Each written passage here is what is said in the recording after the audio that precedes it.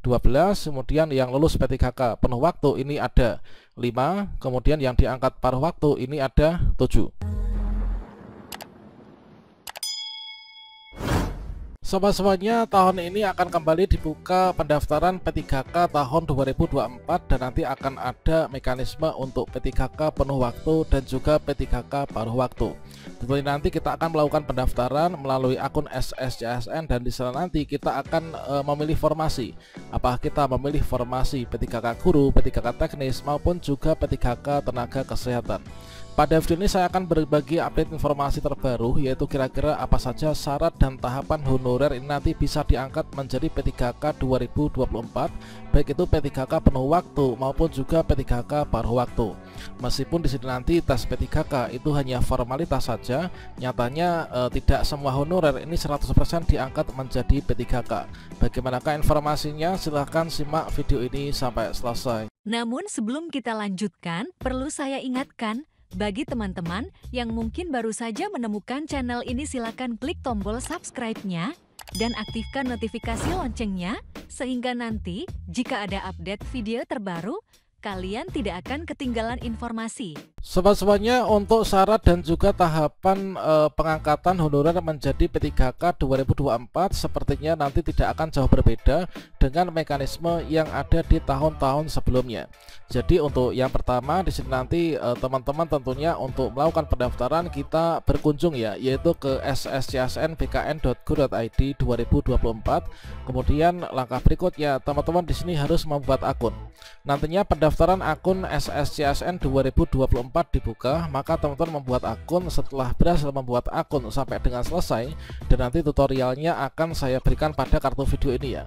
Nah, berikutnya setelah teman-teman berhasil membuat akun, maka berikutnya teman-teman login. Nah, login di sini ada tombol warna hijau ya untuk login. Selanjutnya teman-teman login untuk masuk ya. Di sini kita masuk menggunakan NIK dan juga menggunakan password yang telah kita buat ketika melakukan pendaftaran akun SSCSN 2024. Dan berikutnya setelah teman-teman di sini login ke akun, berikutnya kita akan masuk ke halaman akun SSCSN kita masing-masing. Nah, pada tahap ini di sini nanti akan ada beberapa tab yang wajib kita isikan ya. Yang pertama yaitu kita mengisi biodata. Nah, untuk biodata di sini nanti kita mengisikan data-data pribadi kita. Nah, selanjutnya setelah kita melengkapi biodata, kita masuk ke tab yang kedua yaitu memilih jenis seleksi. Nah, pada bagian memilih jenis seleksi inilah merupakan hal yang sangat penting sekali yang dinamakan portal. Itu kan kita bisa masuk kemanapun kan, dan nanti kita bisa memilih jenis seleksi. Ini nanti akan didasarkan apakah Pemda kita itu membuka formasi atau tidak. Kalau misalkan Pemda kita membuka formasi seperti tampilan yang ada di sini, misalkan adalah di berbagai macam daerah, ini kita tampilkan beberapa data di beberapa daerah. Ini sudah mengusulkan untuk formasi baik itu CPNS maupun juga P3K 2024. Maka ketika teman-teman di daerahnya ini membuka formasi yang seperti ini, maka kalian akan bisa memilih jenis seleksi, kemudian bisa melanjutkan pendaftaran sampai dengan memilih formasi, kemudian mengisi riwayat, kemudian mengupload berkas dokumen persyaratan dan juga resume pendaftaran teman-teman. Inilah untuk alur di bagian awal ketika teman-teman ini melakukan pendaftaran. Nah, selanjutnya di sini hal yang sangat penting itu adalah ketika teman-teman memilih jenis seleksi, maka nantinya disesuaikan teman-teman itu ingin memilih jenis seleksi apa. Apakah memilih jenis seleksi P3K guru, ataukah P3K teknis, ataukah P3K tenaga kesehatan. Kalau misalkan teman-teman di sini tenaga honorer yang di bawah naungan Kemdikbudristek misalkan, nah tentunya di sini nanti kan ada dua persyaratan kan, ada dua jenis ada dua jalur yang nanti teman-teman bisa ikuti, apakah jalur Dapodik ataukah nanti jalur PPG. Kalau misalkan teman-teman di sini nanti dari jalur guru honorer, artinya yang sudah terdaftar Dapodik, maka teman-teman nanti masuk ke sini.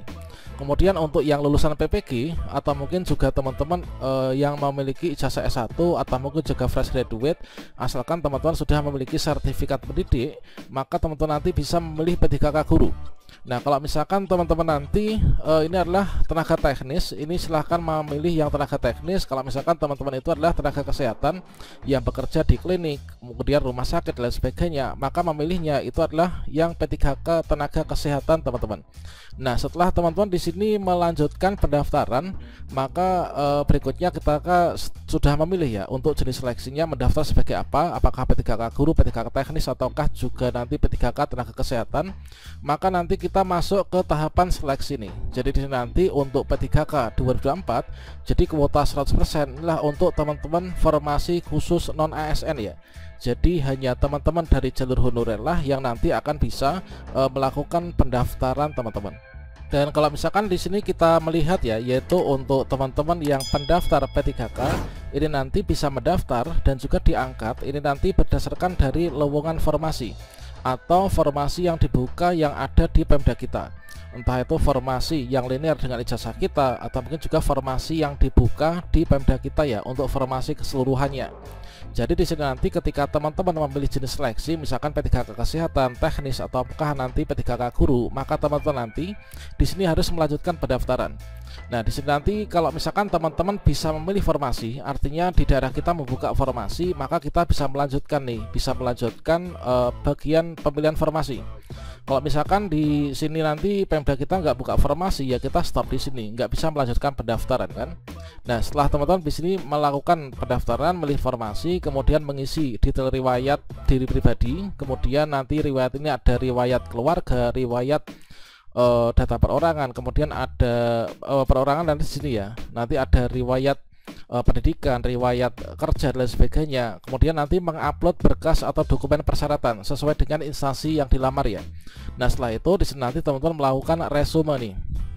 Dan di sini nanti teman-teman akan dianggap untuk melakukan pendaftaran P3K di tahun 2024 ketika teman-teman di sini sudah mengakhiri pendaftaran pada halaman resume ya.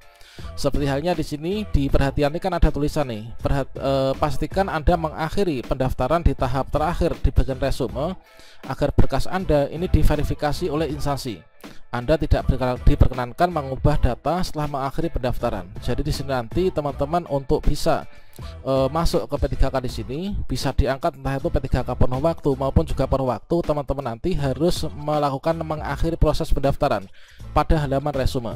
Dan syaratnya supaya kita bisa resume itu adalah ketika Pemda kita itu membuka formasi, teman-teman.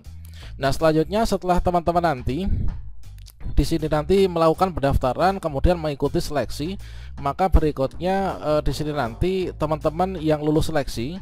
Nah, di sini nanti kan berdasarkan dari lowongan formasi ya. Ini kalau misalkan teman-teman tuh memenuhi lowongan formasi, artinya teman-teman di daerahnya membuka formasi sesuai dengan ijazahnya dan juga linearitasnya, dan juga teman-teman lulus seleksi mendapatkan peringkat terbaik, maka teman-teman nanti akan diangkat menjadi P3K penuh waktu ya.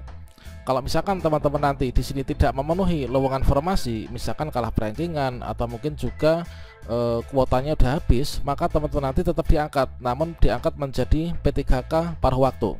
Nah, meskipun teman-teman nanti diangkat menjadi P3K paruh waktu, maka nggak perlu khawatir dikarenakan nanti berdasarkan evaluasi kinerja dan juga syarat aspirasi yang nantinya terpenuhi, yang saat ini untuk peraturan mekanismenya ini nanti masih dalam pembahasan Permen Pan RB. Nantinya teman-teman itu akan bisa diangkat nih untuk menjadi P3K penuh waktu. Kira-kira contoh untuk yang lulus P3K penuh waktu dan juga paruh waktu itu kira-kira seperti apa? Misalkan adalah yang seperti ini, teman-teman. Misalkan di sini di daerah ya, misalkan dalam suatu Pemda itu terdapat formasi jabatan yang dibuka. Misalkan formasi jabatan A ini ada 5 formasi. Nah, kemudian untuk yang formasi jabatan ini yang melamar dan ijazahnya linear untuk mendaftar di sana, ini adalah ada 12 pelamar. Jadi formasinya ada 5, kemudian pendaftarnya di sini ada 12, kemudian di sini nanti yang akan lulus menjadi P3K penuh waktu itu adalah 5. Mengapa di sini 5? Dikarenakan memang formasinya ini adalah 5 ya. Nah, kemudian teman-teman yang nggak lulus bagaimana? Yang nggak lulus nanti akan diangkat menjadi P3K paruh waktu. Nah, di sini kan berdasarkan dari lowongan formasi ya. Nah, di sini nanti formasinya ini kan ada 5 ini. Maka teman-teman yang lulus ini diangkat menjadi P3K penuh waktu, ini adalah yang 5. Sedangkan untuk yang ini yang tidak lulus ya, artinya di sini nanti teman-teman akan diangkat menjadi P3K paruh waktu ya. Jadi formasi ada 5, yang linear mendaftar ini ada 12, kemudian yang lulus P3K penuh waktu ini ada 5, kemudian yang diangkat paruh waktu ini ada 7. Tentunya untuk kita bisa diangkat menjadi P3K paruh waktu dan juga penuh waktu, ini kita harus bisa melakukan pendaftaran. Nah, pendaftaran itu syaratnya kita harus bisa di bagian resume, yaitu bisa klik tombol akhir pendaftaran pada halaman resume. Untuk tutorial lengkap nanti cara daftarnya akan saya sematkan pada kartu video ini. Nah, entah itu diangkat menjadi P3K penuh waktu maupun paruh waktu, semoga saja nanti kita bisa terangkat dan tidak tercacar lagi ya pada tahun 2024 ini. Silahkan klik tombol subscribe-nya dan juga dibagikan ke teman-teman yang lain, sehingga teman-teman nanti nggak akan ketinggalan informasi lanjutan ketika kita memberikan informasi lanjutan dan juga tutorial terkait tentang pendaftaran P3K 2024 ya.